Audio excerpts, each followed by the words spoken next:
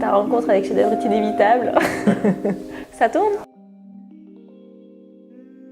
Nathalie, tu aimes le vin, tu n'y connais rien. Je fais certes. Mais j'ai la solution pour toi. Il faut absolument que tu découvres chef-d'œuvre. C'est un club d'amateurs de vin. Et là, je pense que ça va te plaire. Je fais, ah bon, donc il a piqué un peu ma curiosité. Et je lui ai dit, bon d'accord, à quoi ça sert? Comment ça se passe ton concept chef-d'œuvre? Il fait, c'est simple, tu t'inscris, tu t'abonnes et tous les mois tu reçois ton coffret avec 3 bouteilles sélectionnées par Manuel Perrondet. Et là, tu ne seras pas déçu. Et je sors toujours le cutter qui est planqué à cause des enfants. On se met avec les enfants autour du carton, on ouvre, ils ne savent pas pourquoi j'ai l'air d'ouvrir un jouet, mais du coup ça en fait un vrai moment qui est rigolo. C'est pas juste recevoir de quoi boire, c'est recevoir un vrai truc qu'on a hâte de recevoir. Moi je regarde les vidéos. Parce que je trouve ça hyper intéressant et puis il y a tout le côté mode d'emploi ou alors quel accord mets-vin justement, qu'est-ce qu'on peut faire pour que ça soit hyper intéressant, comment sublimer le vin en fait, c'est ça qui est intéressant dans toutes ces vidéos. Et puis après il y a toute une partie histoire, géographie dans les vidéos qui sont hyper sympas je trouve.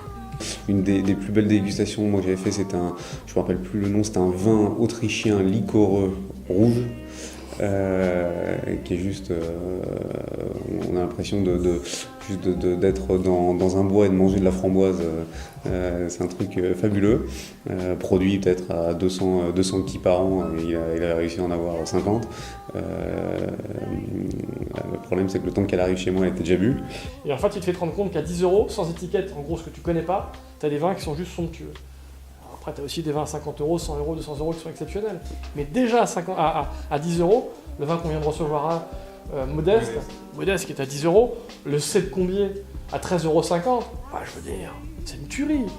Ce qui est épatant avec chef-d'œuvre, c'est la qualité des vins déjà qu'on reçoit, la facilité, puisqu'en fait il n'y a rien à faire, et la tranquillité d'esprit quelque part que ça apporte, parce que quand on va chez des amis avec une bouteille qu'on a reçue de chef-d'œuvre, eh bien on sait que c'est toujours une bonne bouteille, et donc on est rassuré, on est un peu sûr de soi quand on présente une bouteille à des amis. Et en plus, il y a le côté exclusivité, le côté rareté, le côté découverte, qui est toujours très sympathique justement avec les amis, de leur montrer que voilà, on a découvert un vin et que ce soir on va pouvoir le déguster. C'est ça aussi qu'on vient chercher chez chef-d'œuvre, c'est accéder à quelques flacons qui ne sont pas forcément disponibles au commun des mortels.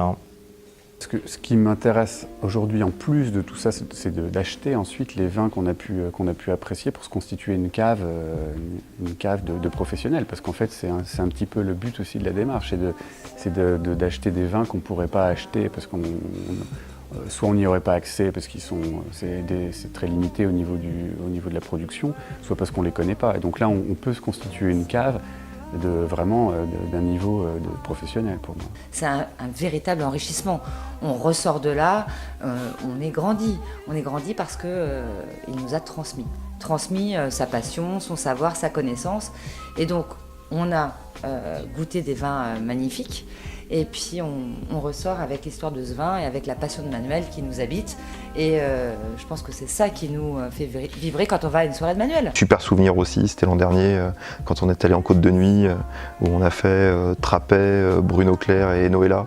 Ça c'était canon. La dernière, Georges Noëlla, où Maxime Chorlin nous paye l'apéro en face de la tâche. Parce que sa maison en fait elle donne juste en face de la tâche. Et on a bu, je me souviens, on a bu un Vosne Romanée Petit Mont à 19 h en fin de journée en face de la tâche sous le soleil, c'était pas mal.